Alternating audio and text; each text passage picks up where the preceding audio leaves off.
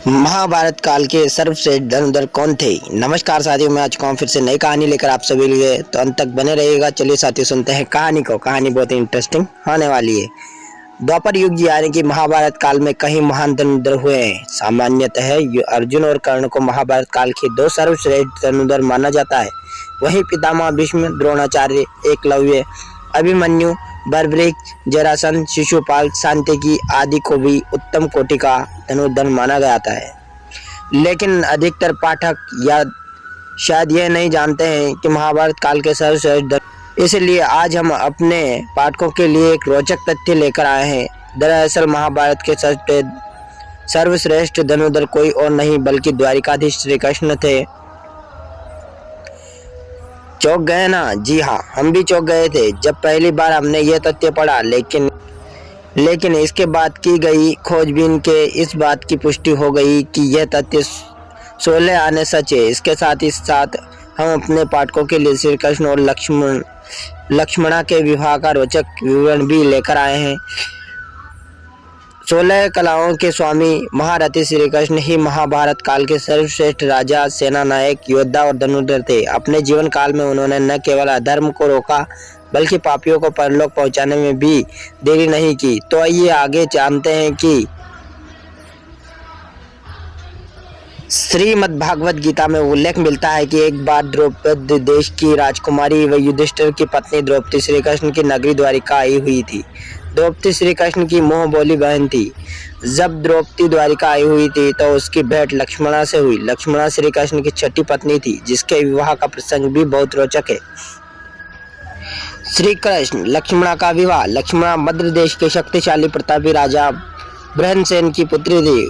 उनको माद्री व मद्रा नाम से भी पुकारा जाता था। लक्ष्मणा अद्भुत सौंदर्य और सर्वगुण से संपन्न थी। उनका सुंदरता और स्वभाव की कीर्ति हजारों मीलों तक फैली हुई थी। हर राज्य के राजा और राजकुमार लक्ष्मणा का दर्शन करना चाहते थे और उनका अपनी रानी बनाना चाहते थे।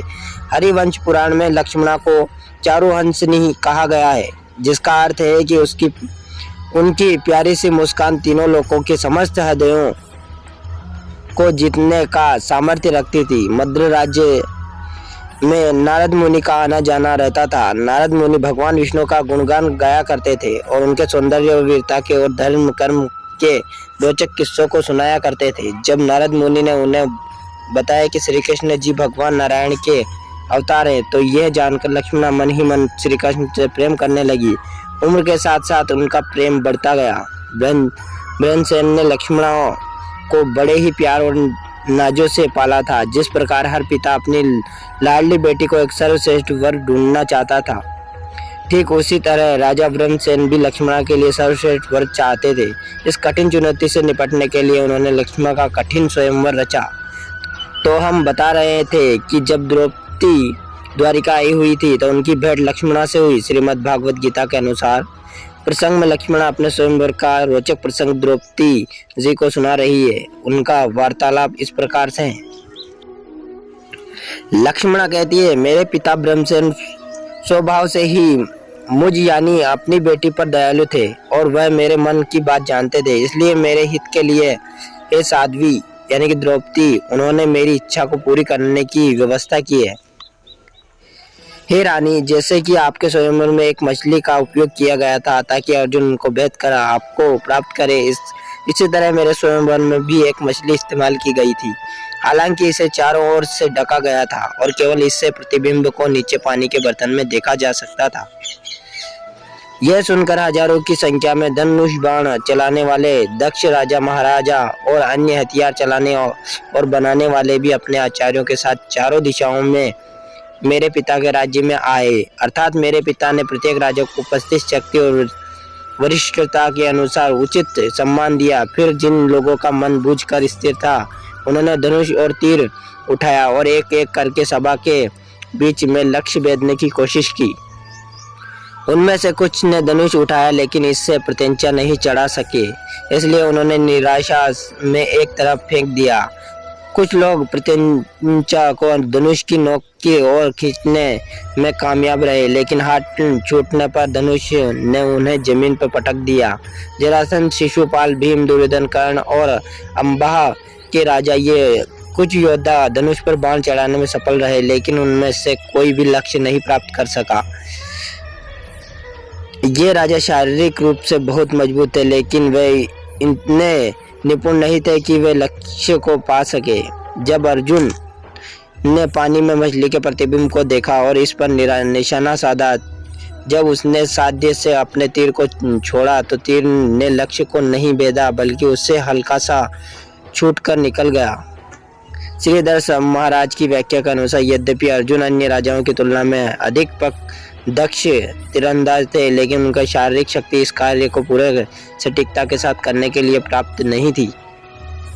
जब सारे दंभी राजाओं ने हार मान ली और उनका गर्व चूर चूर हो गया, तो उस देवत्व और सर्वोच्च व्यक्तित्व में धनुष उठाया, आसानी से प्रत्यंचा चढ़ाई और उस पर अपना तीर लगाया। जैसे ही सूर्य अभिजीत नक्षत्र से गुजरा, उन्होंने श्री कृष्ण ने मछली को केवल एक बार पानी में देखा और फिर उसे तीर से भेद कर जमीन पर लापटका। प्रत्येक दिन सूर्य एक बार चंद्र नक्षत्र अभिजात में होकर गुजरता है, जो विजय के लिए सबसे शुभ माना जाता है। जैसे श्री विष्णुनाथ चक्रवर्ती द्वारा बताया गया है कि इस दिन अभिजीत का मुहूर्त खड़ी दोपहर के समय आया, जिससे लक्ष्य को देखने में और भी कठिनाई होगी। इससे भगवान श्री कृष्ण की महानता का भी पता चलता है। आगे लक्ष्मणा द्रौपदी को बताती है कि अर्थात ढोल नगाड़े बजाने लगे और आसमान नगाड़े की आवाजों से गूंजने लगा। लोग जोर जोर से जय जय हो कहकर लोग चिल्लाने लगे। आसमान में देवता लोग फूलों की बारिश करने लगे। मेरे द्वारा श्री कृष्ण को चुनने से वहां उपस्थित कई राजा लिप्सा और ईर्ष्या से भरकर झगड़ालू हो गए। वहां राजा भी श्री कृष्ण द्वारा मुझे अपने सोने के रथ पर ले जाते हुए ऐसे देख रहे थे, और जैसे जंगल के जानवर एक सिंह को भयानक आतुर क्रोधित होकर देखते हैं। गांव से शिकार करके निकलते सिंह के पीछे जैसे कुत्ते पीछे चलते हैं, वैसे ही कुछ राजाओं ने भगवान श्री कृष्ण का पीछा किया। तो कुछ ने मार्ग में उनको रोकने की चेष्टा की, लेकिन कुछ उनके धनुष सारंग से निकले बाणों से उनके कुत्सित इरादों और शरीरों को छिन्न भिन्न कर दिया और वे बाणों से बिंदे धरती पर लौटते नजर आए। इस प्रकार लक्ष्मणा और द्रौपदी के मध्य हुई वार्तालाप से प्रमाणित होता है कि महाभारत के समय के सर्वश्रेष्ठ धनुर्धर द्वारिकाधीश श्री कृष्ण थे।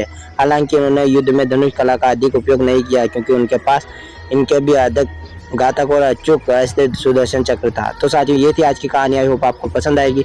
पसंद आए तो हमारे चैनल को सब्सक्राइब कर वीडियो को लाइक कर दीजिएगा। चलिए साथियों, मिलते हैं किसी नई कहानी के साथ, नए टॉपिक के साथ। तब तक के लिए धन्यवाद।